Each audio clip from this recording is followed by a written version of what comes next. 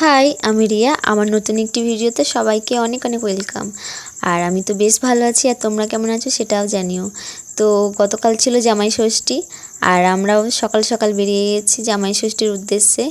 তো চলো, রোদ্দুরও যেহেতু ভালোই ছিল, গা হাত একবারে পুড়ে যাচ্ছে, আর রাস্তাতে তো এত পরিমাণ জ্যাম, তো আমরা জ্যাম কাটিয়ে কাটিয়ে যাচ্ছি। চলো, সাতগেছটা দেখো, এত পরিমাণে জ্যাম। আর স্বাভাবিক, জামাই ষষ্ঠী বলে কথা, রাস্তায় তো জ্যাম হবে।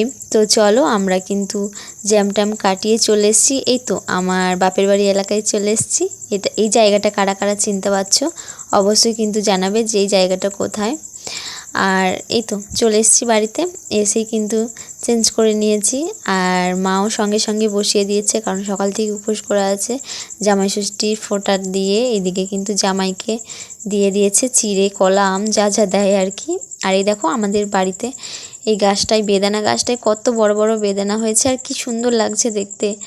তো আমি তো ভাবলাম চলো একটু ভিডিও করি। তারপর আমরা কিন্তু দুপুরের জন্য লাঞ্চ করতে বোন থালাটা আর কি সাজাচ্ছে। মা দেখছি অলরেডি সব সকাল সকাল রান্না করে নিয়েছে, শুধুমাত্র দেশি মুরগিটা রান্না করতে একটু যা সময় লাগলো। তো আমরা মোটামুটি সব কিছু রেডি করে নিয়েছি, আমি আর বোন। তো বেশিরভাগ বোনই করেছে। তো চলো, এই তো আমাদের থালাও রেডি পুরোপুরি। তো দেখো, এখানে কিন্তু সব রকমই দেওয়ার চেষ্টা করেছে, আর খুবই সুন্দর লাগছে। আর ও তো এত কিছু খেতেই পারেনি, শুধুমাত্র একটু একটু করে খেয়েছে। এত খাওয়া নাকি সম্ভব না গরমে। তো চলো, আর এদিকে কিন্তু আমরাও খেতে বসে গেছি সব তিনজন মিলে। মা তো আজকে খাবে না, উপোস যেহেতু মায়ের খাওয়ার নিয়ম নেই। জানি না এটা কোথাকার নিয়ম। মাই সকাল থেকে কষ্ট করে এত কিছু রান্না করেছে, মাই নাকি খাবে না।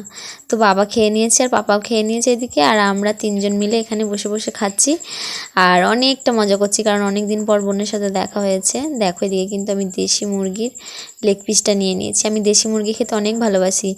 আর এটা ছিল মোরগ, আর অনেক টেস্টি হয়েছিল। আর রান্নাটা বেসিক্যালি আমিই করেছিলাম। এসে ওরা সব কিছু করে রেখে দিয়েছিল, আমি শুধু এসে রান্নাটা করেছিলাম। তো চলো, আমরা আর আমি যতবারই বাপের বাড়ি আসি না এই জায়গাটায় আসি, কারণ আমার এখানে আসতে অনেক ভালো লাগে। এই সাইডে যে মানে আমাদের গ্রামে একটা আশ্রম আছে, সারদা মায়ের, তো ওখানেই চলে এসেছি। দেখো, সন্ধে হয়ে গেছিলো, যেহেতু সন্ধ্যা আরতি হচ্ছিল, পুজো হচ্ছিল, এখানে হরিনামও হয়। আর এই সাইডটা এখানে পদ্ম ফুল লাগানো আছে, আরও দেখো জল দিচ্ছে, আর জল তো থাকছেই না, কি সুন্দর লাগছে তাই না দেখতে।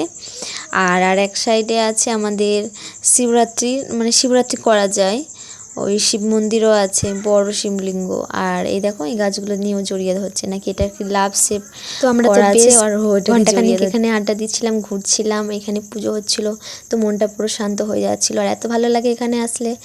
আর এই তো এইখানে হচ্ছে শিবরাত্রিতে এখানে জল ঢালা হয়। তোমরা অবশ্যই দেখেছো আমার ভিডিওতে, আমি এসেছিলাম, আর বছর এখানে জল ঢেলেছি। আর ওই দেখো, ওখানেও উঠে আছে, সন্ধ্যা হচ্ছিলো যেহেতু। আর আমরা চারিদিকটা ঘুরছিলাম। আর কালকে না ভিড়ও হয়েছিল, কারণ জামাই ষষ্ঠী ছিল, যার অনেকজন এসেছিলো আর কি এখানে ঘুরতে, তাই একটু লোকজনও ছিল। তো একে একে আসছিল, আর সন্ধ্যা হয়ে গেছিলো, তাই একটু অন্ধকার অন্ধকার লাগছে। তারপর চলো তোমাদেরকে দেখাই ঠাকুরটা, খাওয়ার জন্য, কারণ আমার আর কত সুন্দর লাগছে তাই না, ইচ্ছে করছিল এই গরমে। আর ও বলেছিল কফি খাবে, আমরা বললাম চলো আমরা তো আইসক্রিম খেতে থাকি। তো তোমাদের ভিডিওটা কেমন লাগলো জানিও, দেখা হচ্ছে নেক্সট ভিডিও।